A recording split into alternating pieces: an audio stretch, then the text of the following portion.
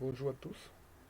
Si je fais cette vidéo ce matin, euh, c'est dans le souci d'aider les étudiants de BTS en gestion de système d'information, ma spécialité gestion de système d'information, dans le cadre de leur épreuve pratique. Et pour pouvoir les aider, nous avons corrigé la partie pratique de la programmation orientée-objet, notamment le sujet qui s'affiche à mon écran. Euh, Ce sujet qui comporte trois parties. Au thème de la correction, s'il y a des questions, vous pouvez me les envoyer par commentaire et je vais vous répondre. Ce sera avec plaisir que je vous répondrai. Bien, sans plus tarder, nous allons débuter. Bien, on, on dit en utilisant le langage Java proposer une classe acteur qui décrit les acteurs avec trois attributs d'instance, à savoir le code, le nom, le sexe, le poids de l'acteur, un attribut de classe, à savoir le nombre acteur, pour compter le nombre d'instances. Trois constructeurs, un par défaut, qui initialise l'acteur à 100, le nom privé ça, sexe F, le poids 100 kg, puis un constructeur paramétré qui initialise les attributs, les différents accesseurs, mutateurs, méthodes to string. Bien, les attributs d'instance, avant de commencer la définition, ce sont des attributs qui ne seront pas précédés dans leur définition ou dans leur déclaration par le mot-clé statique. Pour savoir qu'un attribut est dit de classe, il faudrait que dans sa déclaration en Java, on mette le mot-clé statique. Et donc, pour les trois premiers attributs d'instance que nous avons ici, nous allons les déclarer sans utilisation du mot-clé statique. Et pour cet attribut de classe, dont la déclaration, nous utiliserons le mot-clé statique. Allons-y directement vers le logiciel, notamment NetBeans. Nous allons créer un projet. Ce projet, nous allons choisir Java, Java application, next. Nous allons nommer le projet. Nous allons dire acteur, si vous me permettez. On va appeler geste acteur. On va appeler ça comme ça. Finish.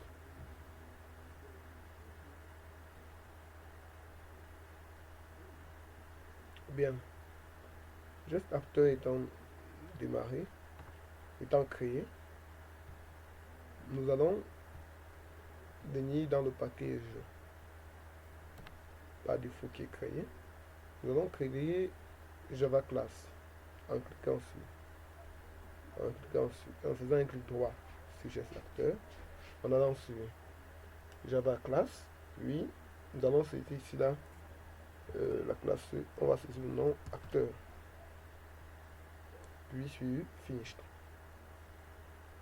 Bien, ici, ça c'est notre classe acteur. Et pour mieux visualiser ce qui nous est demandé, nous allons diviser notre écran en deux, de manière à pouvoir travailler en regardant ce qu'on a fait. On nous a demandé de déclarer trois attributs d'instance. Donc ces attributs-là, nous allons appeler, notamment, il y a le code de l'acteur. Nous pouvons dire que c'est un entier. Donc on va dire private, private int code. Bien, il faut garder à l'esprit que nous choisissons private parce que les bonnes pratiques de l'orienté objet voudraient qu'on travaille avec les attributs private. De plus, ce petit point qui nous précise les accesseurs et les mutateurs à ce niveau nous fait comprendre que nous devons déclarer nos attributs en private. Private string. Non.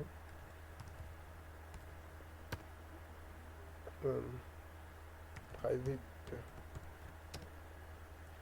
char sexe.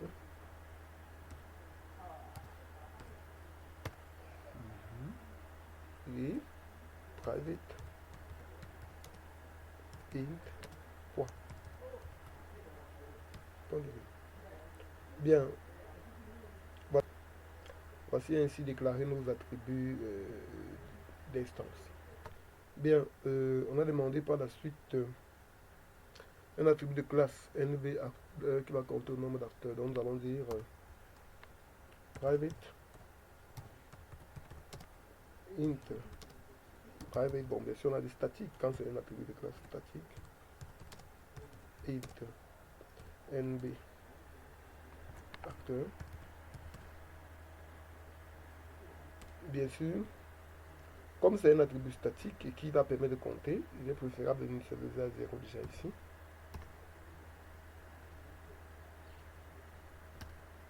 Oui. On nous a demandé également un attribut de classe comme nombre d'acteurs, 3 constructeurs, un par défaut, un paramétré et enfin un constructeur de copie. Oui, constructeur. Le constructeur, c'est une méthode qui porte le même nom que la classe, ne retourne rien. Donc, c'est une méthode d'abord publique. Comme elle ne retourne rien, on ne met rien. Elle porte le même nom que la classe, donc notamment acteur. Et on a dit par défaut, ça veut dire qu'elle ne prend pas de paramètres. Et donc, là, nous avons notre constructeur. Maintenant, on a dit le constructeur par défaut. Pour le cas du constructeur par défaut, on a dit dans le constructeur par défaut, il initialise de l'attribut BSA, dont on va dire code.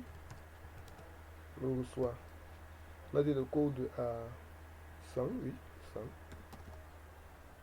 Point virgule. On a dit le nom à BSA, nom BSA.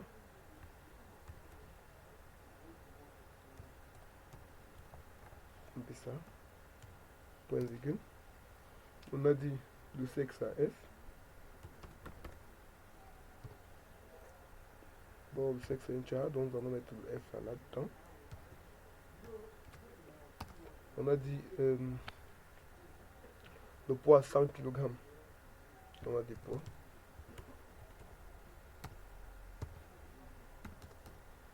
Ça. Bien, nous avons terminé notre constructeur par défaut. Donc, nous passons au constructeur un argument public. Acteur.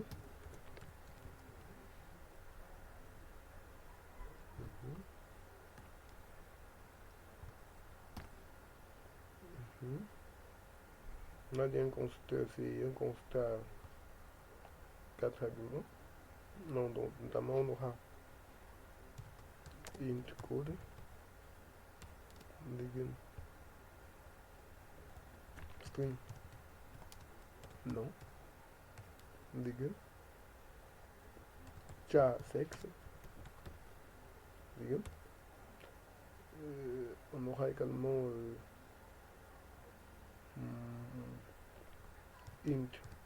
Bon, ici je vais essayer d'utiliser d'une part le masquage et montrer comment on enlève le masquage. Code, on a la code, nom, sexe et autres. Donc, on a poids, oui. Là, on va utiliser le masquage. Donc, parce que mes attributs sont du même nom parce que mes paramètres sont du même nom que mes attributs, alors une notion de masquage est mise en œuvre et donc je vais lever ce masquage là. Masquage pourquoi? Parce que le compilateur lors de l'interprétation, il va se rendre compte que les attributs ici, les paramètres ici sont du même nom que mes attributs. Et donc il pourrait porter en confusion. Pour donc lever, pour donc dire que je vais faire référence aux attributs, je vais utiliser le mot 10. Donc je vais dire 10 point code le reçoit. Quand je fais 10.code, c'est pour dire que je fais référence à l'attribut qui est ici en haut. Maintenant, pour affecter le code qui est le paramètre, je vais dire maintenant égal à code. Donc, le 10.code ici fait référence à ça, alors que le code ici fait référence à ceci.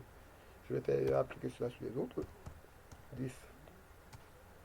Point. Non. Reçoit. Non. Ensuite, 10. Point. Sexe. Reçoit. Sexe. Bien, c'est pareil pour les autres. Là, maintenant, pour le poids, comme ici P est différent de poids là, je peux simplement mettre poids. Je peux simplement mettre poids, le soit P. Bien sûr, on peut mettre comme ça. Si je mets aussi 10 points poids le reçoit P, ça ne dérange pas. Si je mets aussi comme ceci, ça ne dérange pas. Mais étant donné qu'il n'y a pas de masquage ici, donc étant donné que le paramètre n'est pas le même nom que mon attribut ici en haut, je peux ne pas mettre ça, ça ne dérange pas. Les deux stratégies passent. Finalement, le constructeur de recopie maintenant. Un constructeur de recopie, c'est un constructeur qui va prendre en paramètre un objet de la classe, une instance de la classe. Donc, ici, là, mon constructeur acteur devra prendre en paramètre un acteur.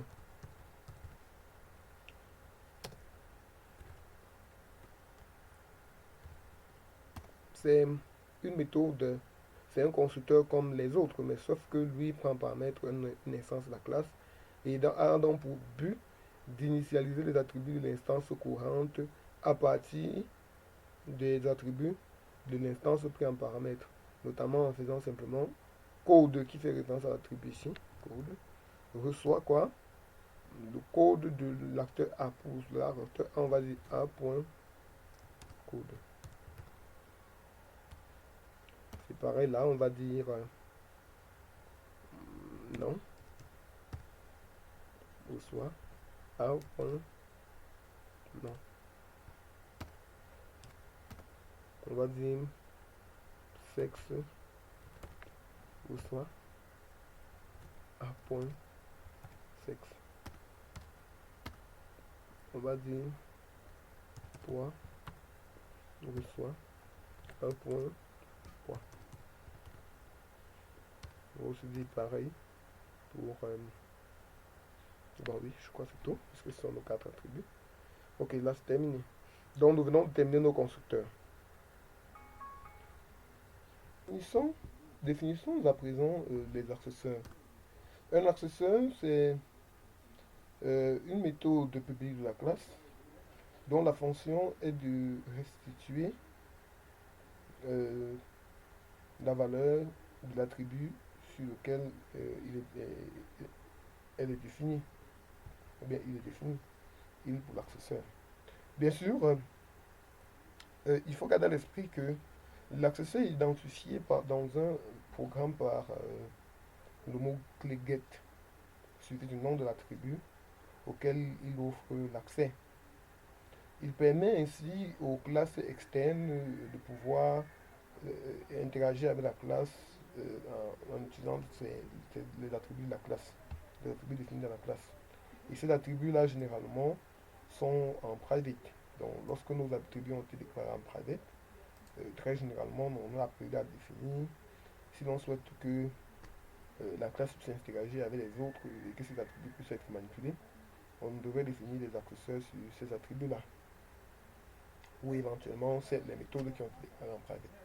Donc, dans notre cas ici, il nous a été demandé de définir les accesseurs et les mutateurs sur l'ensemble des attributs.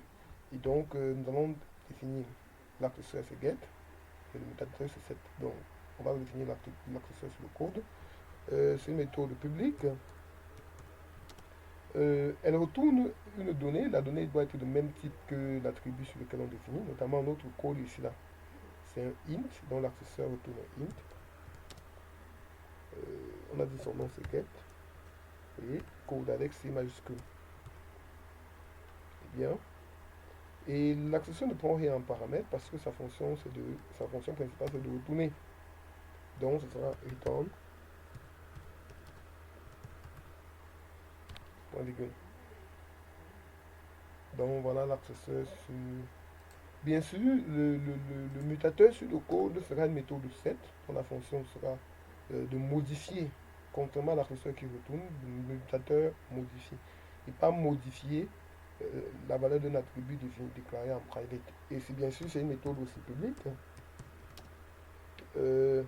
cette fois-ci le mutateur ne retourne rien, void.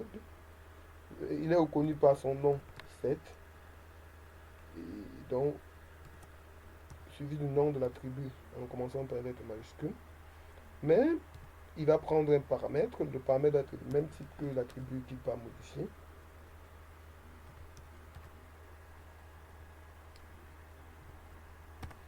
Même type, mais pas forcément même nom.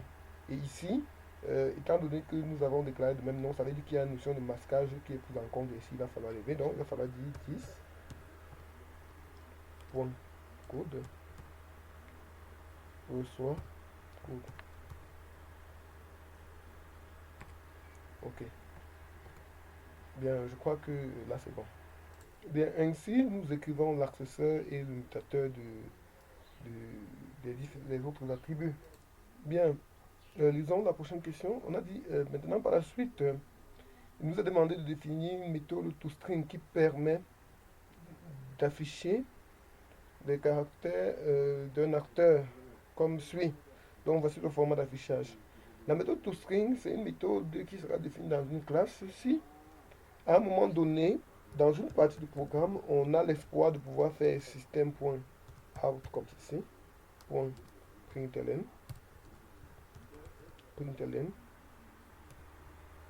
et de mettre ici en parenthèse une instance de la classe. Par exemple, si j'ai créé un acteur A1 et que j'ai envie de faire ceci.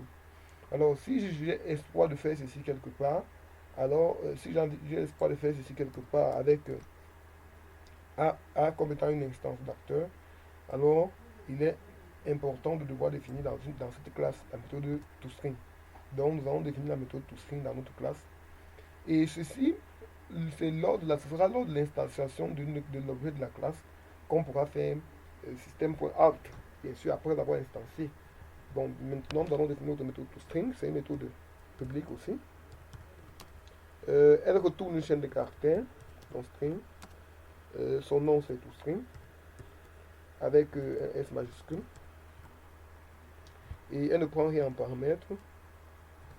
Et donc, la chaîne de caractères qu'elle retourne, ce sera qui se return. Et nous allons essayer de respecter le format qui a été donné ici. On a dit de mettre d'une part acteur, on va mettre acteur comme ça. Et ils ont demandé par la suite de mettre des crochets. Nous allons essayer de mettre des crochets comme ça. Ils ont dit de mettre un attribut code là. Et ils ont dit de mettre égal, bien sûr, on va mettre égal là. Par la suite, on a dit de mettre le code. Donc pour que le code apparaisse, on va mettre un plus, on va mettre code. Nous allons mettre encore un plus. Pour mettre la suite, on a dit non, égal. On va mettre non, égal.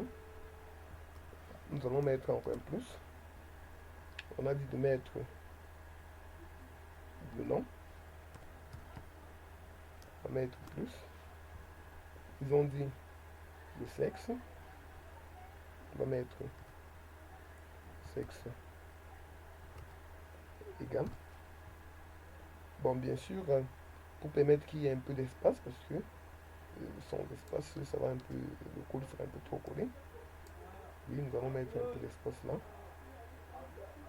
Bien sûr, vous veillez à mettre l'espace uniquement dans les côtes, pour permettre qu'il y ait un peu d'espace, oui. Quoique l'énoncé ne le dit pas. Oui, ensuite, après le sexe, il faut mettre la valeur du sexe, oui. Plus sexe, oui. Et on a dit le poids. Donc ici, on va mettre le poids.